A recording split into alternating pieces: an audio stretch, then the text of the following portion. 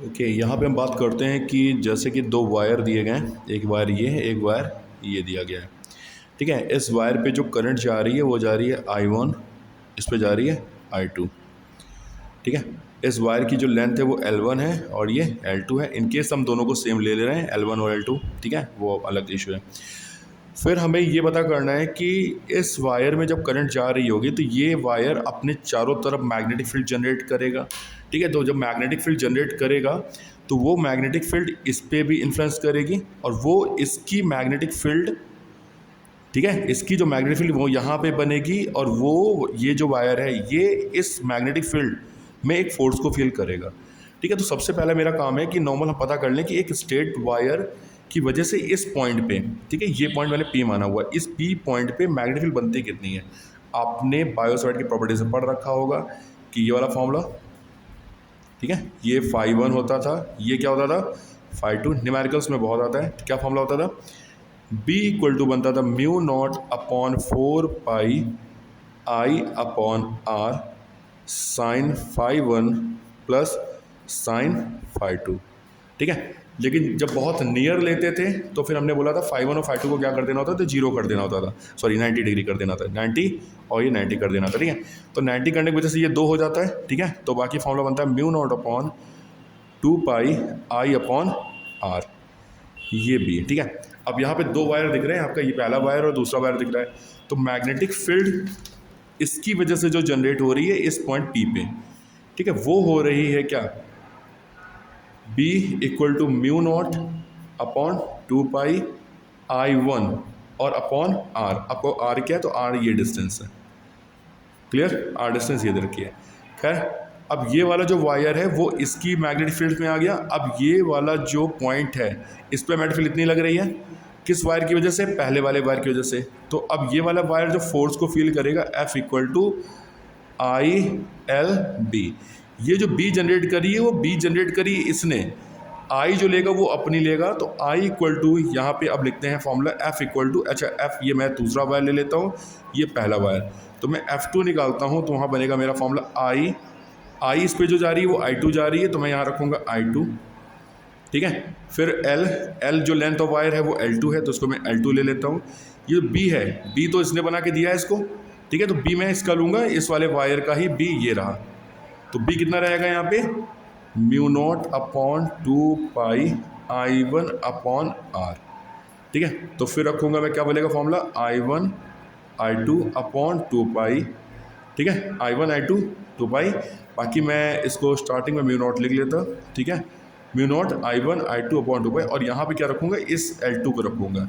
मैंने बोला था कि यहाँ पे L1 और L2 आपको दोनों बराबर लेने हैं, तो इसको मैं इनकेस L मान ले रहा हूँ, तो यहाँ पे मैं लिख देता हूँ formula F2 equal to, F2 मतलब फोर्स ऑन सेकेंड वायर। ठीक है, सेकेंड वायर ये क्या आ जाएगा, mu naught upon 2 pi I1 I2 और यहाँ पे रखूँगा L, ये रखा है मेरा फोर्स। ठीक है, अब मैं बोलूँगा F अपॉन L, ठीक है, म्यू नॉट अपॉन 2 पाई, F अपॉन L क्या बोलो, force per unit length, force per unit length.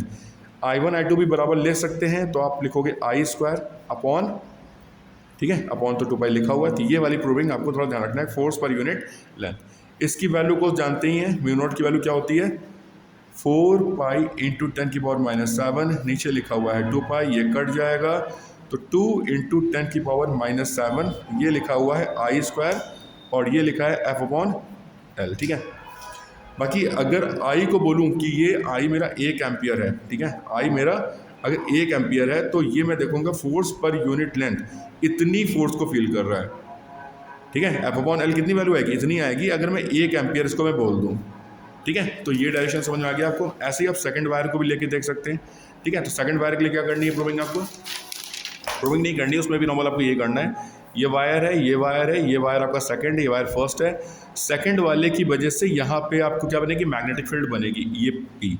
ठीक है, P पे जो मैग्नेटिक फील्ड बनेगी वो बनेगी पहले वाले की वजह से। ठीक है, तो वो जो B बन रही है, कौन सा B बना रहा है, ये वाला वायर, क्या बनेगा, mu naught upon 4 pi I upon R जो डिस्टेंस है ये R है, और वहाँ पे जो आपने साइन φ1 प्लस φ2 किया हुआ है उसको 90 रख के आपने क्या कर दिया है, उसको 2 कर दिया, तो ये 2 से 2 काट देते हैं। ठीक है, mu naught upon 2 pi I upon R, detail में इसलिए लिख रहे हैं क्योंकि तो आपको फॉर्मूला याद रहा है। ठीक है, ये बी बन रहा है किसकी वजह से, दूसरे वाले की वजह से, ठीक है। अब ये पहले वाले वायर पे क्या कर रहा है, फोर्स को दिखाना। तो ये वाला जो फोर्स फील करेगा F1 जो फोर्स फील करेगा वो तो करेगा आई बी एल। तो आई तो खुद का लेगा, मैं इस पे ले रहा हूँ I1 करंट, इस पे ले रहा हूँ I2 करंट, तो ये हो जाएगी I1।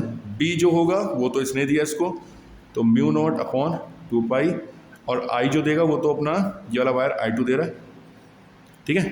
तो I2 अपॉन आर, ये रख देना आप यहाँ पे, ये फोर्स है, ठीक है। और फिर ये जो लेंथ लेंगे तो लेंथ मैंने दोनों केस में बराबर ले रखी है, तो फिर वही F/L यहाँ पर लगेंगे। अब बात कर लेते हैं कि ये फोर्स आपस में कैसे इसको अट्रैक्ट करेगी। अगर देखता हूँ कि मैग्नेटिक फील्ड, ये करंट जा रही है I2, ये दिख रही है I2 जा रही है, ठीक है, और मैग्नेटिक फील्ड ऊपर क्यों लग रही है, इस पर मैग्नेटिक फील्ड ऊपर क्यों लग रही है, तो इसको साइन को मैं बना देता हूँ यहाँ पे, ये साइन, ठीक है। फिर मैं निकालता हूँ फ्लेमिंग वाला लेफ्ट हैंड, ठीक है। तो उसमें क्या करता हूँ, मैग्नेटिक फील्ड ऊपर की ओर है, करंट ये देखो मैग्नेटिक फील्ड, ये आपकी करंट और ये फोर्स। तो करंट मेरी ऐसे है, मैग्नेटिक फील्ड मेरी ऐसे जा रही है, अंगूठा मेरा इस साइड जा रहा है, तो ये वायर खींचेगा इस साइड की ओर, ठीक है। और ऐसे अगर इसकी वजह से निकालता है, इसमें करंट ऐसे जा रही थी, अंगूठा जा रहा है ऊपर की ओर, मैग्नेटिक फील्ड इनसाइड जा रही है, तो इस वाले पॉइंट पे इसकी वजह से जो मैग्नेटिक फील्ड बन रही है वो इनसाइड बन रही है, तो पी लिया मैंने इस पॉइंट पे, और इस पे मैग्नेटिक फील्ड अंदर जा रही है। फिर मैं यहाँ निकालता हूँ, तो मैग्नेटिक फील्ड ये फिंगर ये अंदर, और ये करंट ये ऐसे, तो ये अंगूठा मेरा उस साइड शो कर रहा है, तो ये वाला फोर्स ऐसे शो करेगा, तो ये नॉर्मल कुछ ऐसा दिखने लगेगा, ठीक है। तो ये केस आते हैं, इस पे न्यूमेरिकल्स भी बहुत सारे आते हैं, ठीक है।